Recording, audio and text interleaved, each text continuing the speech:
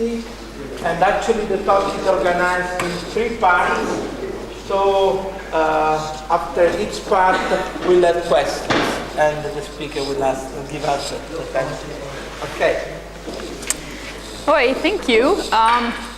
So I'm going to try to tie what we heard this morning, that is topology, to the main topic of this conference, the superconductivity, trying to explain or trying to give you some understanding on a few topological superconductors.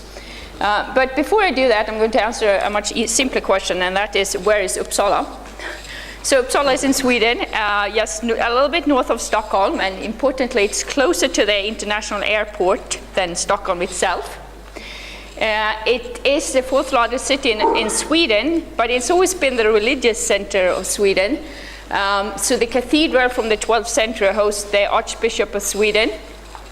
But as you may know, Sweden went through Reformation in the 16th century, and the king who took Sweden through Reformation figured out it was a good idea to build a castle on the only hill on top of the church. So he built his castle here, and to this day there are cannons pointing from the castle down at the church. As far as I know, they've never been fired, but they are still there, showing who's really in power. The university is the oldest one in the Nordic countries. It was founded in 1477, which really Sweden was still in the medieval ages then.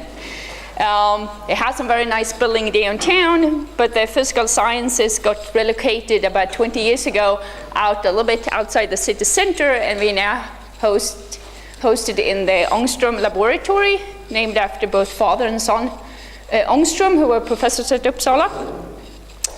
We are a big physics department and also a very big theory group, spanning interest from, say, topological superconductivities to a lot of DFT calculations. And I would say we are around 90 people with PhD students, so there's very often open positions.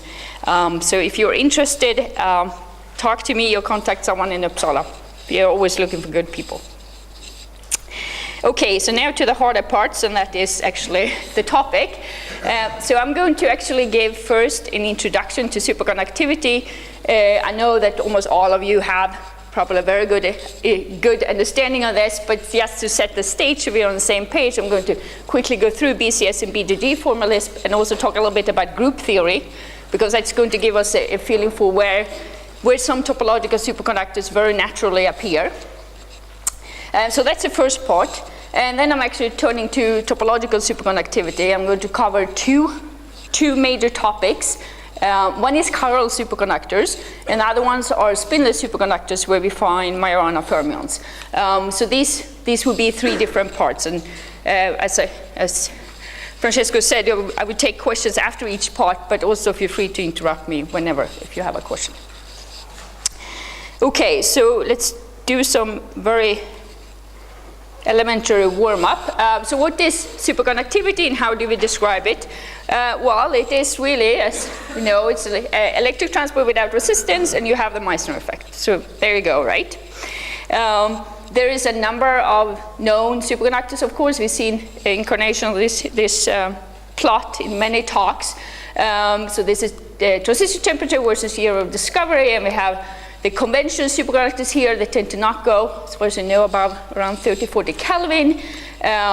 We have a big family here that goes at much higher temperatures. These are known as the cuprate superconductors. The iron nictides is a little bit old, so there should be more compounds here, and you have a whole bunch of here heavy fermion superconductors, for example. But there's a lot of them. They're described very differently. So the question is, what can we still do to try to describe this as unified as possible? And really, I think the questions you should ask is, okay, so how do you get this zero resistance, right? I mean, there's disorder in all materials, so why is there zero resistance? And of course, that's because all the electrons end up in this coherent quantum state, which is an ordered state, and you order by effectively fixing the phase of the condensate. So if you describe a condensate with a wave function psi, you fix this phase here. You can pick whatever phase usually, but it's fixed. And the way we describe this on the microscopic level is through the Bodin-Cooper-Schrieffer BCS theory. And so this describes how we condense electrons or pairs of electrons really, so Cooper pairs. And it's important here to keep in mind, and it's going to be important later on, that these have a fermionic wave function. So they are fermions. Even these pairs of electrons needs to have a fermionic wave function. And this is a truly many-body state. Still, what I find very fascinating, and it also makes it much simpler to work with, is you can really describe this very well within mean field theory. So that actually makes it, in the end of the day, rather easy to work with. In the end of the day, it's actually a linear algebra problem, despite the fact that this really is this truly many-body state. So let's just quickly go through the BCS Hamiltonian, so we are on or the BCS theory, so we are on the same page. So BCS actually started with postulating this is a wave function. So we find a wave function, and that turned out to give all the properties you wanted. That gets rather cumbersome to work with, actually. But what's easier to work with is actually writing down the Hamiltonian and then working second quantization. So the BCS Hamiltonian, the pairing Hamiltonian, looks like this in the most simplest cases. So we have some kinetic band energy, so this just gives you the band, and usually we assume that the bands are spin degenerate, although they don't have to be. And then we have a term, the pair. So this is electron pairing, so you pair the electrons here, so this needs to be an attractive interaction, so we actually pair electrons. In the tradition or conventional superconductors, will be electron-phonon interaction, so that effectively ends up with an attractive interaction. So here you destroy a pair and you create a pair. So how do we work with this? You know, this is a quartic interaction. It gets rather problematic. The good thing is the mean field theory works. So what you do is that you take your problematic term and you say, well, let's form this mean field value. So this becomes the pair amplitude at k, that is the expectation value to have a Cooper pair at k. And what I've done in this step here, going from here to here, is I haven't done anything actually. I just put in minus f and plus f and minus f and plus f. So I haven't done anything. What I do here in this step, I do something. I say I'm going to ignore the fluctuations. I'm going to ignore c dagger minus f dagger times cc minus f. So I ignore the terms where you fluctuate from this mean field value, the square of this fluctuation. So you ignore that term, that is, you ignore this one times this one term, but keep all the other terms, you end up with this. So you end up with having, for example, this one times this one, and so on. So you end up with something that looks like this. So here you have a quadratic term, much easier to work with. So this is creating an electron pair, destroying an electron pair, and then you have a constant, well, this is a constant term, it doesn't have any operators in front of it, so it's just going to end up in a constant. So we do this, and then we actually, we don't use quite this as an order parameter. It's a little bit more convenient to use f times v and sum over k as an order parameter. So this becomes our order parameter. So if you just do this substitution up here, you end up with a mean field Hamiltonian that has your kinetic energy and your pairing energy here. And this is the constant term that comes from this term here. You see, this is just, it's a value that you need to keep track of if you want to have the full energy of the system, if you want to find the free energy, but otherwise you can generally ignore it if you just want to find the excitation. So if you just want to find the excitation, you look at this. So this is quadratic, so we should be able to solve it. It's a little bit problematic because this is C dagger and this is C, so annihilation and creation, whereas here you create two. So we have to do this little trick with the Landau spinner. So we introduce something that looks like this, that codes the CK up and the C dagger minus K down. And if you do this, you can actually write everything in a matrix formulation. Because the kinetic energy, you had the creation of spin up and creation of spin down. And what I've done now is just written the creation. This term used to be C dagger C, and then I commuted them, so I picked up a minus sign. And if I do that, if I put up a minus sign on this plus one, I can write this kinetic energy in this matrix form. So here you have the Landau vector on both sides, and I have a little matrix here. And I end up again with a constant term I have to keep track of if I'm interested in the total energy, but otherwise I don't need to keep track of it. So this is how I write the kinetic energy. The pairing is even simpler to write in this Landau spinner basis. The term looked like this, right? And it just ends up being here on the off-diagonal terms, because these terms here have, for example, C dagger times C dagger ends up with this term, and C times C ends up with this term. So sorry, the bar here means delta dagger. I apologize for switching notations a little bit on you. But you end up with this little 2 by 2 matrix. So this is what the only thing you have. If you want to solve this problem, you only have to know how to solve 2 by 2 matrices, which you probably learn in undergraduate math. So you solve this, you find the eigenvalues and eigenvectors, and then you're done. And the eigenvalues will be your quasiparticles energy, the energy of the excitation particles, energy of the quasiparticle excitation in the system. And you saw this 2 by 2. You can even I can do it by hand.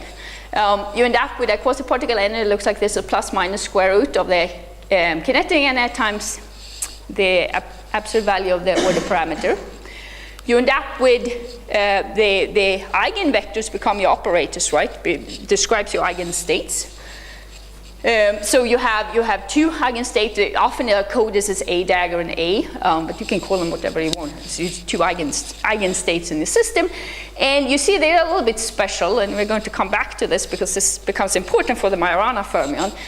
You see how these eigenstates mixes electron property and hole property. So this creates an electron and this destroys an electron. So the eigenstates are in the superconductors, this mixture of particle and hole, as you probably know. And these coefficients U and V are just these square root functions here, which we know. We know what epsilon is. It's a band structure, and big E is just U energy. So everything is known. And we just plot this. I'm sure you've seen this many times. So this is just a band structure plotted. So we started with a band that looked like this, and then we did that. We did this Naboo transformation. We described it in 2 by 2 matrix, and we get the band minus K here. And what this one does is kind of just hybridizes these two and create a gap here. So this is your quasiparticle energy. And if you look at the density of states, of course, you have a full gap here, and then there is a minima here. It has a number of key points that has the same energy, so that's going to just give you this famous coherence peak for the superconducting state. So far, so good.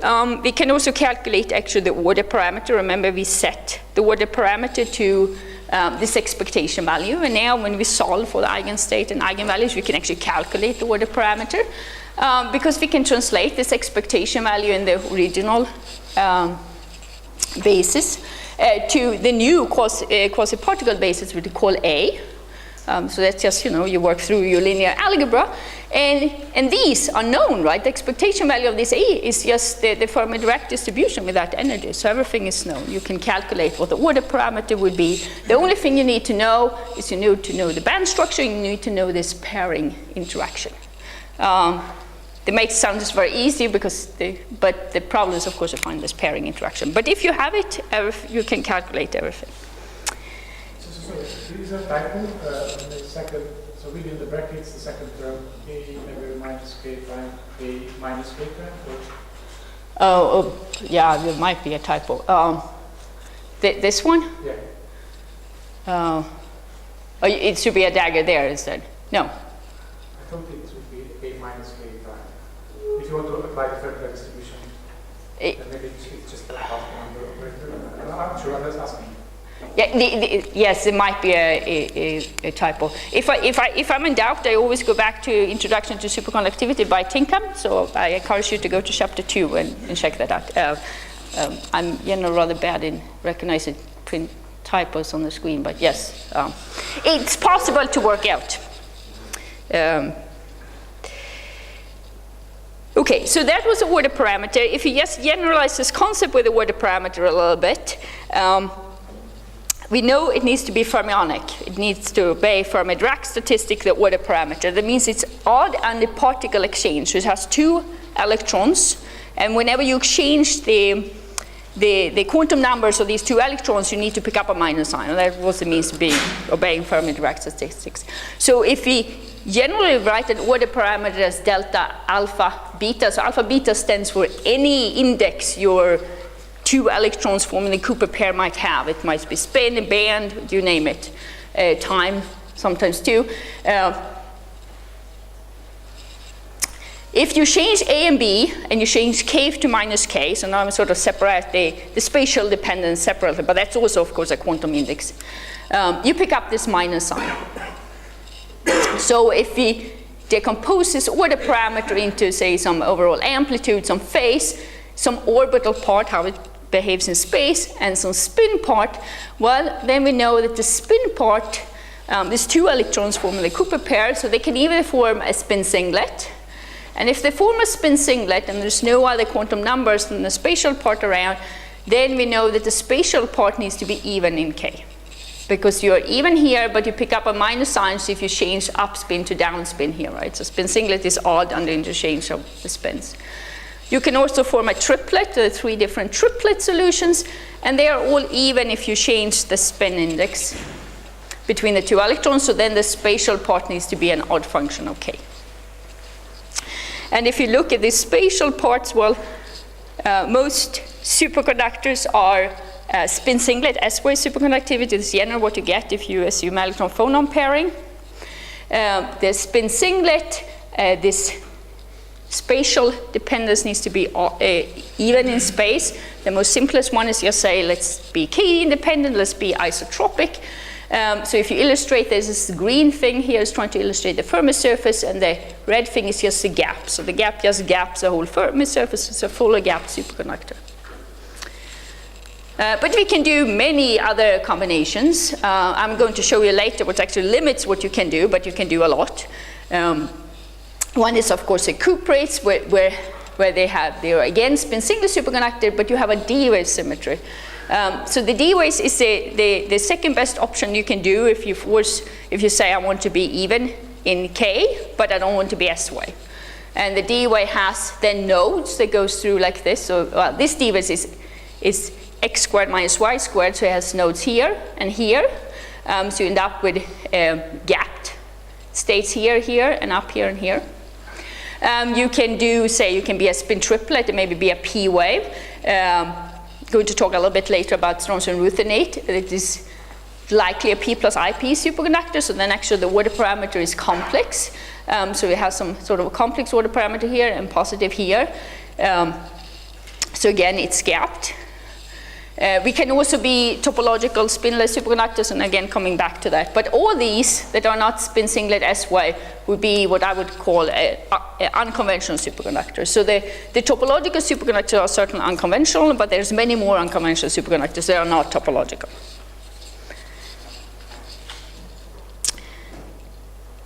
Okay, so now we talked about the spin properties and the spatial properties, but how do you actually decide which one of these you should pick?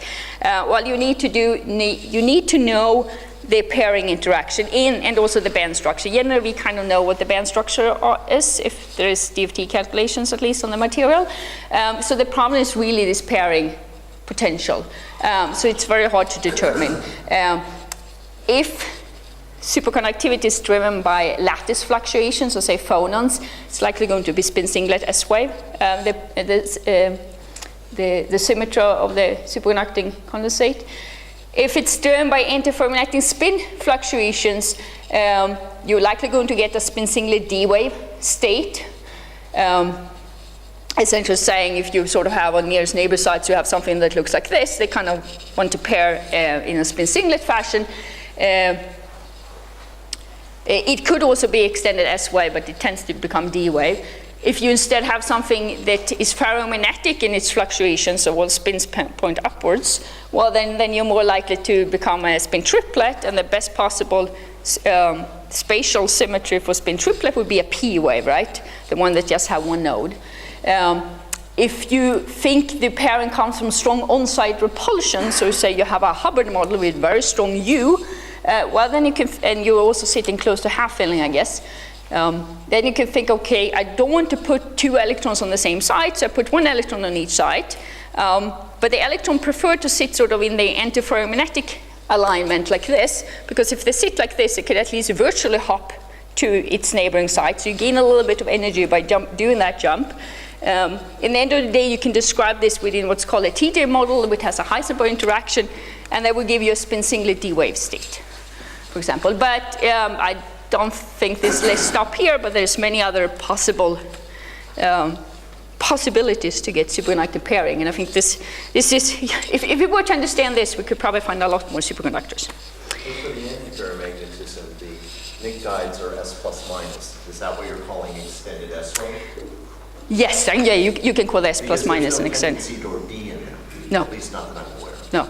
And it's not simple antiferromagnetism in many cases. It's a stripe, so. Yeah. Yeah, no, so in the nuclides you have this, you have two Fermi surfaces, so you have the order parameter change in sign between the Fermi surface, but the fully gapped on each Fermi surface. And that can be seen actually that there is a node in your order parameter, but the node is isotropic. So there would be S wave, but you don't have the same delta, so we tend to call it extended S wave, or in the nuclides would be S plus minus. Okay, so this, depending on how you see it, maybe this is a bit disencouraging, or it's fun because there's lots to work with. But we can do a little bit more, and that's why I'm actually bringing it up here. So the question is, can we determine at least the possible pairing symmetries in a material without actually knowing what this V is? Yes, we can, and we have to go to group theory to do with that. And there's a very good paper, if you want to read up on this, from 91. It's an RMP paper that actually goes through all the nitty-gritty details of that, but I'm going to give you a little flavor of how to think about this. So what we start with is a general Hamiltonian again. It's very similar to what we had before, but it's fully generalized now.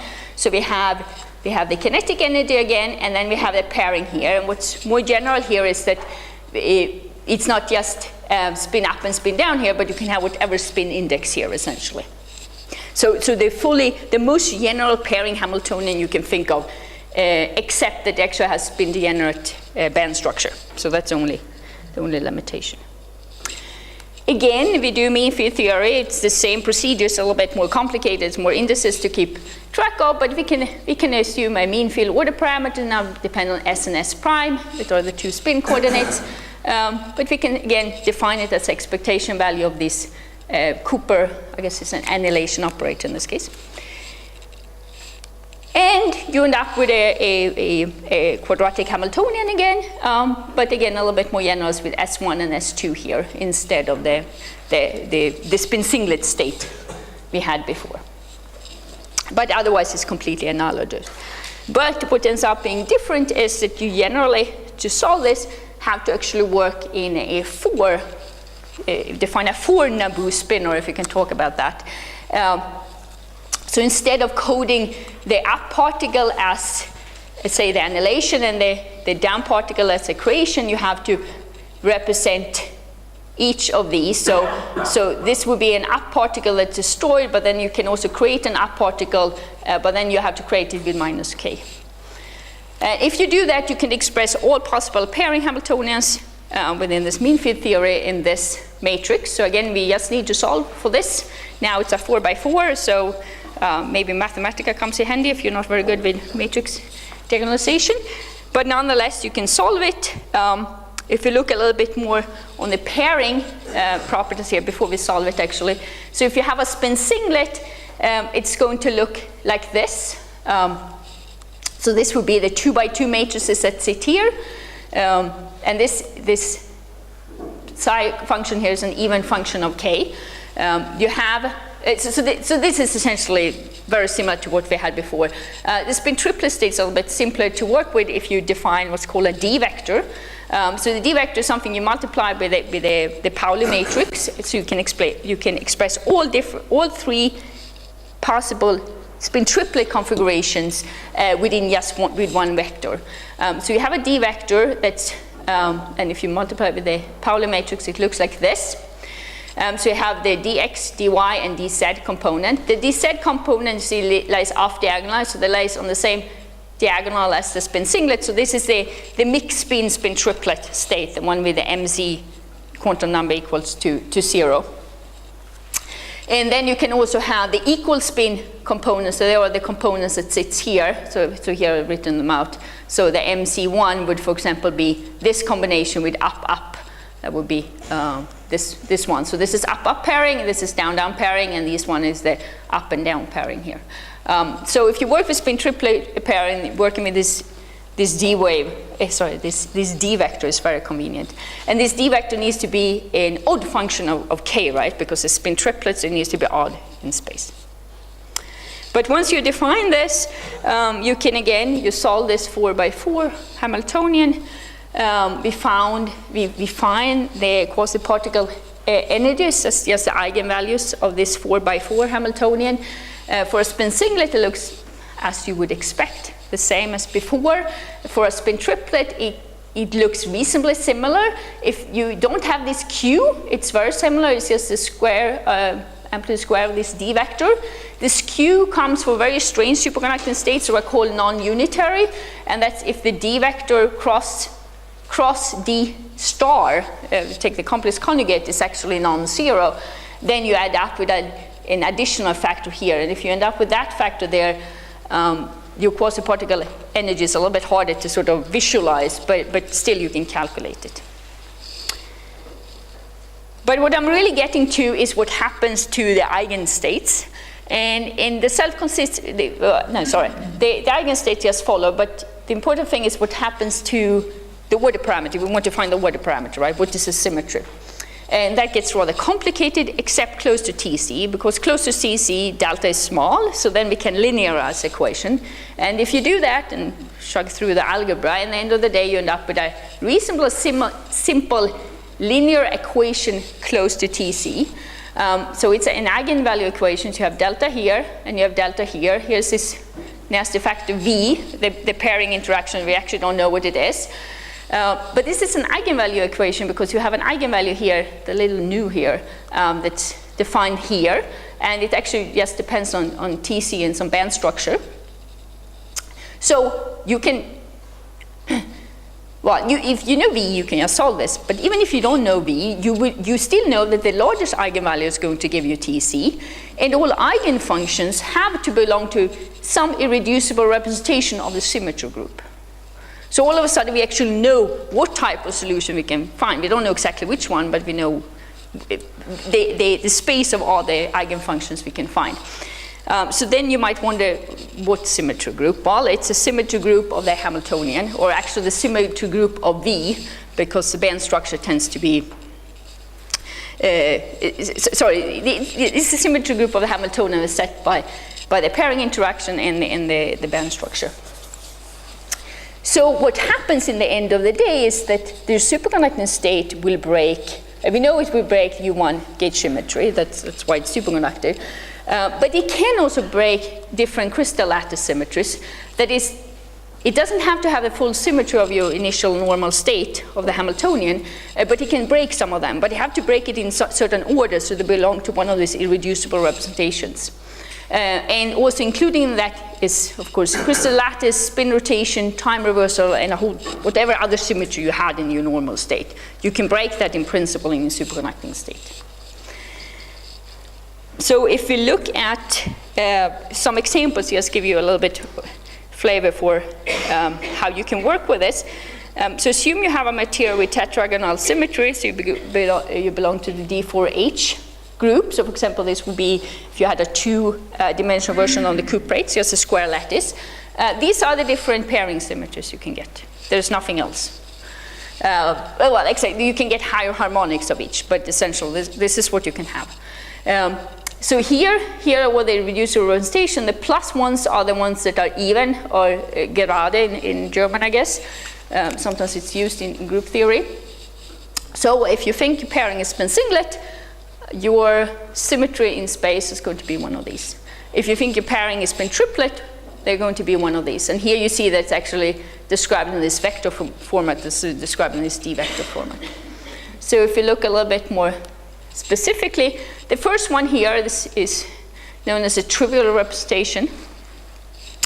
Is the one who keeps all the symmetries of your Hamiltonian. So the order parameter can simply not depend on K. This would be S way. It can depend on K, but in a fully isotropic way, so k x squared plus y squared, for example. This would be what we could call an extended S-wave state.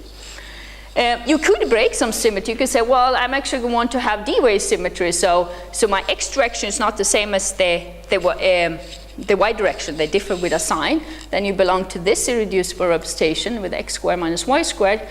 Or you could equally well actually have the other D-wave solution, the ones rotated 45 degrees.